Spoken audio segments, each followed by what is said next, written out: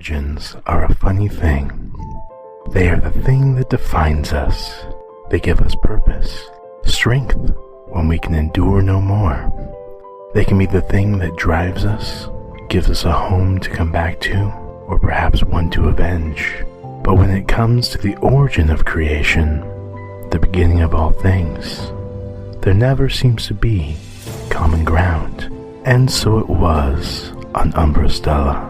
In ancient times, gods of every pantheon could walk the mortal plane as they pleased. They gained worshippers through acts of heroism, true divinity, or fear. Each pantheon laid claim to the origins of life on the planet, each follower believing as their god decreed as they ruled their subjects from their home realms beyond the material plane. From heaven, the Trinity, Father, Son, and Holy Ghost, claim to have created paradise. Their chosen followers descending from those who scorned this gift. They demand loyalty for love and forgiveness, claiming all other gods false, and their worshippers a blight on creation. They made to purge these heretical beings, their followers led by the archangels. From Mount Olympus, the Olympians claim to have battled the great titans, sealing them away before creating life on this planet and gifting the people safety. From Tir Nanog, the Tuatha De Danann claim to have been the last surviving humans of a previous age, the first druids of Gaia, having eradicated the previous population for the potential harm to the planet. They, with the power of Gaia, crafted with bindings the current forms of humanoid creatures without the impulses to harm the planet, raising the greatest of those creations to be the new druids. From Asgard, the Aesir claim that Odin and his brothers slew the giant Ymir and created the realms from his body. They called the material plane Midgard and claim they created the first humanoid beings from ash trees. From Svarga, the Diva held that the lotus flower grew from Lord Vishnu's navel, and within it was Brahma. The lotus split into three parts: the heavens, the planet, and the sky. Out of loneliness, Brahma split itself into two parts, male and female, from which all male and female beings were created. From the Jade Palace, the Ten Shui were unique in their belief that nobody created the world. They believed that the world was created by chance, a result of inevitable causality. These pantheons battled for territory, sometimes in person, usually by proxy with their worshippers as soldiers. Each time they fell, they would be reborn on their plane, owing to their artifacts of power. Then came a time of darkness. Eldritch abominations from beyond the stars, wielding immeasurable might, struck Umbra Stella.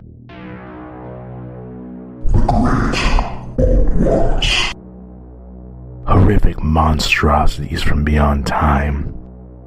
These creatures were ancient beyond measure, the span of which Umbra Stella had thus far existed, a mere blink of the eye in the countless eons in which these beings had existed. These cosmic horrors wielded strength not only beyond the measure of mortal means, but beyond the understanding of any denizens of the mortal plane.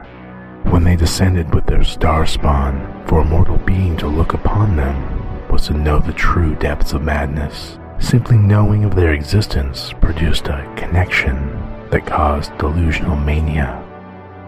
The pantheons battled them individually, only to be soundly defeated, refusing to join their rivals and enemies in battle. After it was clear that no one pantheon would prove a match, the gods retreated. They holed up in their planes of existence and left their worshippers stranded on the material plane, ignoring their prayers and their pleas for help. The great old ones corrupted or destroyed all they touched, ravaging the lands unopposed. To the mortal beings of Umbra Stella, this truly seemed the end of existence as they knew it.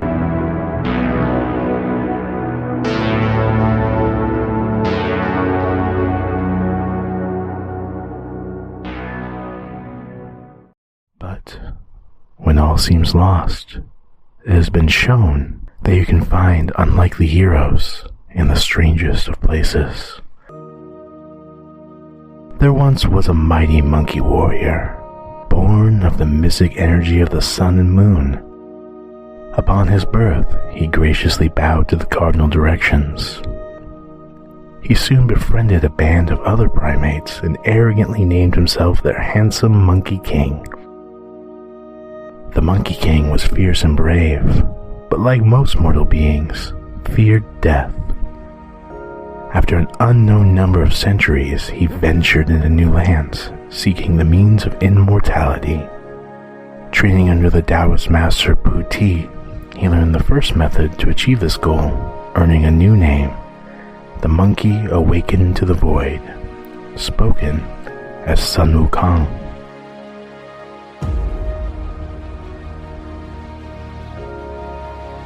With the ability to leap across the entire planet in a single bound, as well as many other potent magical abilities, Sun Wukong returned to his home, amassing his simian brethren into a potent fighting force.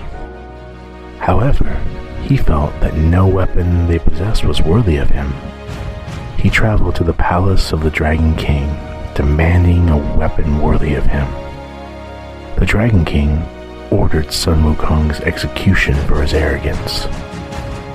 Sun Wukong slew the Dragon King and his guards, absorbing his divine power through forbidden magics, and claimed a pole, magical in nature, designed to extend long enough to measure the depths of the oceans. Over the centuries, Sun Wukong proved himself to be among the most capable warriors of any pantheon. However, due to his tendency towards brash action and his arrogant demeanor, the Jade Palace refused to recognize him as a true deity. When the cosmic horror of the outer gods fell upon the planet from beyond the stars, the Monkey King's continent was among the first to be reduced to an island.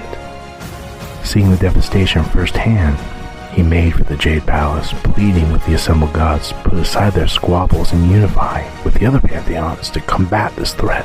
Sun Wukong was rebuffed, the denizens of the Jade Palace fearing that being the first to seek unification would make them seem weak. The Monkey King devised a most dire plan. He started in challenging King Yan, the god of death. Slaying and absorbing his power, he took this opportunity to cross his name from the ledger of death. Then he snuck into the Jade Palace, devouring the entire orchard of immortal peaches. Peach, understand, I'm gonna love you till the very end. Peaches, peaches, peaches, peaches, peaches, peaches, peaches, peaches, peaches, peaches, oh yeah, peaches, peaches, peaches, peaches, peaches, peaches, peaches, peaches, peaches, peaches, I love you, oh. Fighting his way through palace guards, he found all 5 gourds of immortality, swallowing them. Now unkillable many times over, he made for the throne room to challenge Sangdi, defeating all of the palace's greatest warriors, and ultimately Sangdi himself. He absorbed the entire pantheon. Now wielding the stolen power, Sun Wukong appealed to the other pantheons, all rejecting him. Some, like the Olympians, Deva, and Asimir, seeing this war as an opportunity to see their rivals fall, believing that they could stand triumphant over the invaders and their remaining forces. The Tuatha De Danann caring not so long as the planet remained. The Trinity judging him, labeling him Kinslayer before dismissing him, all safe from the ravages of this war on their home plains. The Monkey King needed a plan. He found his way to the base of Mount Sumeru, the 7-tiered mountain which held the cosmos. Hoisting it aloft on his shoulder, he meditated. For 7 days and 7 nights he focused on the self and the cosmos until they were one and the same. Taking form beyond understanding, he both spoke to and was the Buddha, as all things are truly one. From the smallest ant to the greatest titan, all things that ever were and all things that could ever be shared a single existence in symbiosis.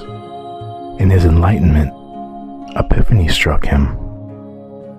He made for each of the planes of the gods, traveling deep within, one by one, stealing their objects of divinity, the very items that allowed their existence to continue. He did not destroy these objects, but simply drained their essence before returning to the place of his birth. It was that day that the brash trickster god Sun Wukong saved the world. He poured the essence of the gods into the winds of the four cardinal directions, dispersing them to the lowly mortals of the world, not giving them the powers of the gods, but to tie the gods' fates to their own. From that day forth, the gods no longer drew their power from divine treasure, but from the faith of mortals. Their fates now tied to those of their worshippers. The combined deities of the world struck as one, battling and felling the great old ones, one by one. However, it was discovered that these cosmic horrors were beyond the reach of true death. As the combined strength of the gods vanquished them, they retreated to their places of power, some beyond the stars, others to their holdings on Umbra Stella, sinking them to the depths of the ocean, where they would find a state of death-like slumber and wait, slowly regaining their power over an unknown period of time, perhaps decades, perhaps eons. They main tendrils of knowing within the material plane, waiting for their time to rise again. The planet's high places of power are now cursed. Little is known of their exact location, other than rumors, as travelers who encounter these regions rarely return. In the conflict, all of the great old ones were defeated, too confident in their own power, save one, the lowest of them, the malevolent shape-shifting trickster known as Nalahotep, the crawling chaos, dread messenger of the great old ones. Near death, he fled. With his abilities and knowledge of things beyond space and time, it is unknown if his flight took him back beyond the stars, or if he walks the surface of Umbra Stella to this day. In spite of these unsettling occurrences, the great old ones were defeated by the combined strength of the pantheons, and their influence was crushed.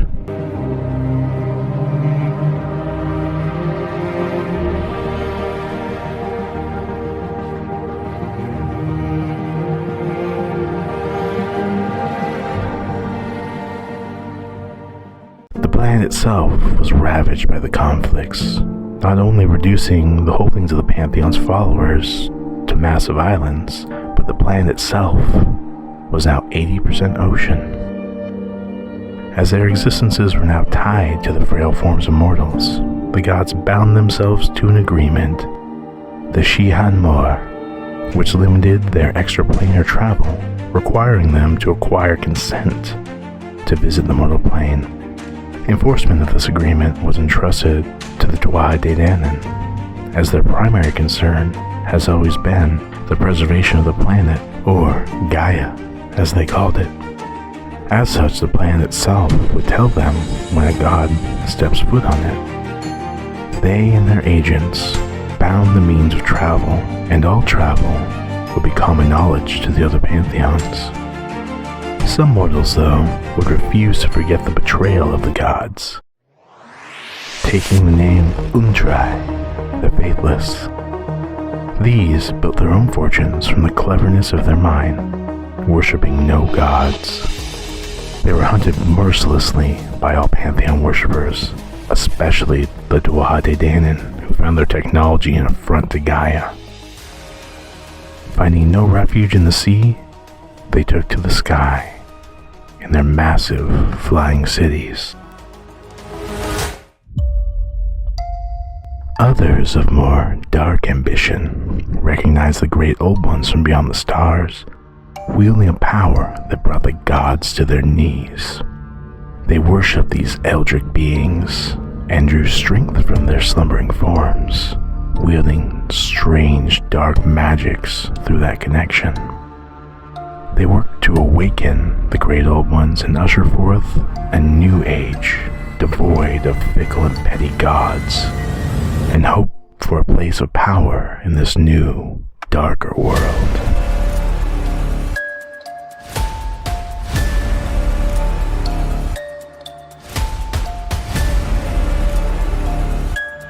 This dark path is shunned by all and actively hunted by those devout to any pantheon of gods or Sun Wukong. These cultists call themselves the Filii Tenebarium, the Children of Darkness. While the divine treasures Sun Wukong stole no longer housed the power of an entire pantheon of God, they were still supremely powerful objects. As such, he hid them in the depths of the most dangerous parts of the world. Returning to his island, Sun Wukong was finally recognized as a god in his own right. Training his subjects and gladly accepting immigrants, he formed the D tribe. His direct descendants taking the honored name of Monkey D. While the tribe despised most gods of the world, they respected Sun Wukong for his defiance of the gods and have good relations with the D tribe. In this new world, sea warfare became commonplace, and with it, piracy became a lucrative venture. The Trinity, Diva, and Olympians agreed to a joint effort to protect their people, forming the World Navy to hunt down and eliminate the most dangerous of these criminals. Then, in the year 300 PD, post-diffusion, a pirate of the D tribe, Monkey D. Gaming, amassed a treasure beyond imagining. His gold was said to have filled 3 mountains, but his crowning achievement and the reason for his subsequent death was the collection of the divine treasures that formerly housed the power of the gods, save one. It is said that combining these treasures will elevate a group of up to 10 people to the level of gods, granting them the realm of the Jade Palace. While en route to combine the last of these treasures, Captain Monkey D. Gaming was captured by his longtime rival and brother, Admiral Monkey D. Chengye of the World Navy. Upon his death by beheading, Monkey D. Gaming's last words would change the world. Mountains of gold, treasures of divinity, riches beyond imagining. You want my fortune? You can have it. I left it all gathered in one place. All you have to do is find it. With that, his head was struck from his shoulders, but the blade fell too late. The age of pirates had begun.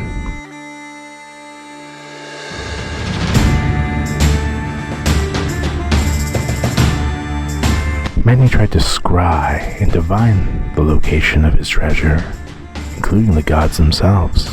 With no luck, the treasure was hidden beyond magical or divine means. Thousands struck out to try their hand at finding this treasure beyond imagining, but thus far, none have succeeded.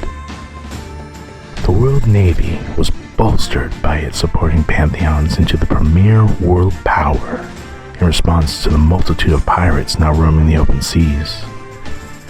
The gods imbuing their chosen champions with power far beyond the mortal scope, dubbing these beings Praefectus Sumum. The remaining divine treasure was immediately spirited away and is moved between the most well-fortified locations the Navy has. Each location not currently holding the treasure has a replica of the treasure within its vaults.